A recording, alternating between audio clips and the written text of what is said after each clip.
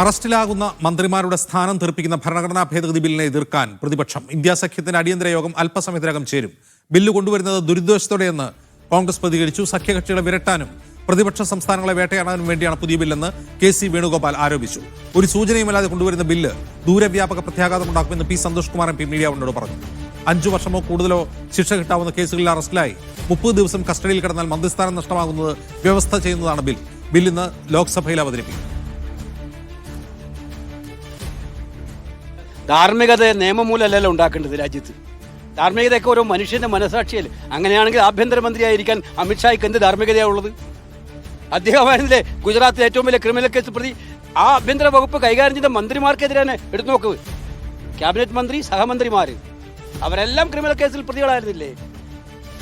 അവരംഗീകരിക്കുമോ? ഇപ്പോ ധാർമ്മികതയെ കുറിച്ച് പറയുമ്പോൾ ധാർമ്മികതയാണെങ്കിൽ അന്ന് രാജിവെച്ചിരുന്നോ അവര്?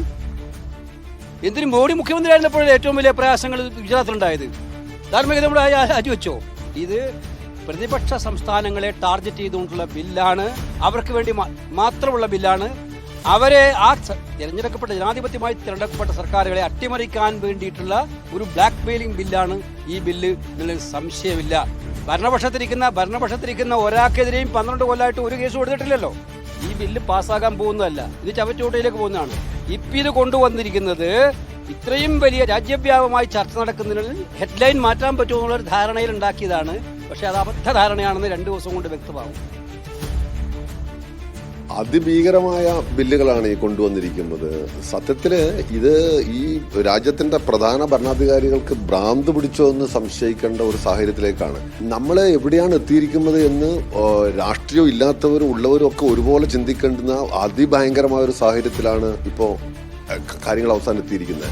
യഥാർത്ഥത്തിൽ ഇത് നമ്മുടെ ഫെഡറൽ സംവിധാനത്തെ തകർക്കുമെന്ന് മാത്രമല്ല, മിക്കവാറും പ്രാദേശിക രാഷ്ട്രീയ പ്രസ്ഥാനങ്ങളെ എല്ലാം ഇല്ലായ്മ ചെയ്യാൻ കഴിയും. വളരെ ഒരു ദൂരവ്യാപകമായിരിക്കുന്ന ഒട്ടേറെ പ്രത്യാഘാതങ്ങൾ ഉണ്ടാക്കുന്ന ഒരു ബില്ലാണ്.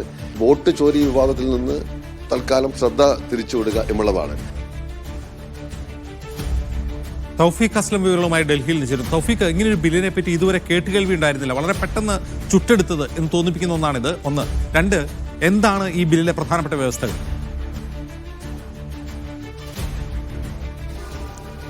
അജിംസ് സൂചിപ്പിച്ചതുപോലെ ഇന്നലെ മന്ത്രിസഭാ യോഗം ചേർന്നിരുന്നു. ഈ മന്ത്രിസഭാ യോഗത്തിലാണ് ഈ ബില്ലിന് അംഗീകാരം നൽകിയത്. അതിനുശേഷം ഇന്നലെ രാത്രി 10 മണിയോടുകൂടിയാണ് ഈ ബില്ലിന്റെ വിവരങ്ങൾ പുറത്തു വരുന്നത്. രാത്രി 10 മണിക്ക് ശേഷമാണ് എംപിമാർക്ക് ഈ ബില്ല് കേന്ദ്ര സർക്കാർ കൈമാറുന്നതും. അതുകൊണ്ട് തന്നെയാണ് ഇന്ന് രാവിലെ അടിയന്തരമായിട്ട് ഇന്ത്യ സഖ്യം ആ യോഗം വിളിക്കുകയും ചെയ്തത്. ഇതിൽ പ്രധാനപ്പെട്ട വ്യവസ്ഥകൾ എന്ന് പറയുന്നത് 5 കൊല്ലമോ അതിലധികമോ ക്രിമിനൽ കേസുകളിൽപ്പെട്ട് ജയിലിൽ കഴിയുന്ന ആളുകളുടെ, അതായത് ആ മന്ത്രിമാരാണെങ്കിലും മുഖ്യമന്ത്രിമാരാണെങ്കിലും പ്രധാനമന്ത്രിയാണെങ്കിലും അവരെ ആ സ്ഥാനത്ത് നിന്നും നീക്കം ചെയ്യുമെന്നാണ് ഈ ബില്ലിലെ പ്രധാന വ്യവസ്ഥയായി പറയുന്നത്. അതായത് 30 ദിവസം ജയിലിൽ തുടർച്ചയായി കിടന്നാൽ 31ാമത്തെ ദിവസം അവരുടെ ആ സ്ഥാനം അവർക്ക് നഷ്ടമാകും എന്നാണ് ഈ ബില്ലിൽ പ്രധാനമായും പറയുന്നത്. ഇനി അത് പ്രത്യേകിച്ച് അത് മുഖ്യമന്ത്രിയോ അല്ലെങ്കിൽ പ്രധാനമന്ത്രിമാരോ ഗവർണറോട് അല്ലെങ്കിൽ ഈ രാഷ്ട്രപതിയോട് നിർദ്ദേശം നൽകിയില്ല എങ്കിൽ പോലും തനിയെ 31ാമത്തെ ദിവസം അവരെ ആ സ്ഥാനത്ത് നിന്നും അവർ അയോഗ്യരാകും എന്നാണ് ഈ വ്യവസ്ഥയിൽ പറയുന്നൊരു പ്രധാനപ്പെട്ട കാര്യം. അതുകൊണ്ട് തന്നെയാണ് പ്രതിപക്ഷം ഇതിനെതിരെ വലിയ പ്രതിഷേധവുമായിട്ട് ഇപ്പോൾ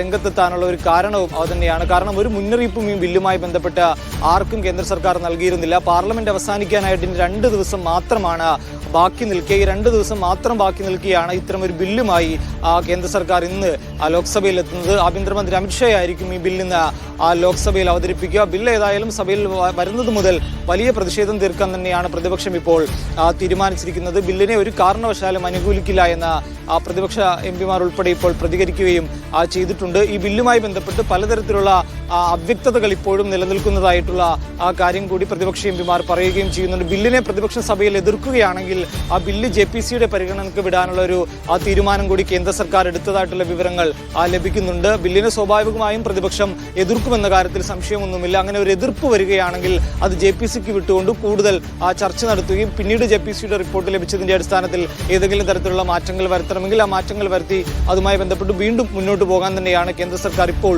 തീരുമാനിച്ചിരിക്കുന്നത്. പറയുന്നത്. നിലവിൽ എന്തായാലും ഈ ബില്ലിനെ എതിർക്കാൻ തന്നെയാണ് പ്രതിപക്ഷ എംപിമാർ ഇപ്പോൾ തീരുമാനിച്ചിരിക്കുന്നത്. ബില്ലുമായി ബന്ധപ്പെട്ടുള്ള കൂടുതൽ വിവരങ്ങൾ ഇനിയിപ്പോൾ പുറത്തു വരേണ്ടതുണ്ട്. ഇതിലെ പ്രാഥമികമായിട്ടുള്ള ചില വിവരങ്ങൾ മാത്രമാണ് ഇപ്പോൾ പുറത്തു വന്നിരിക്കുന്നത്. മുഖ്യമന്ത്രിമാർ അതോടൊപ്പം തന്നെ മന്ത്രിമാർ അത് സംസ്ഥാനത്തെയും അതോടൊപ്പം തന്നെ കേന്ദ്രഭരണ പ്രദേശങ്ങളിലെയും മുഖ്യമന്ത്രിമാർക്കും മന്ത്രിമാരെയും എല്ലാം പുറത്താക്കാനുള്ള ഒരു ബില്ലാണ്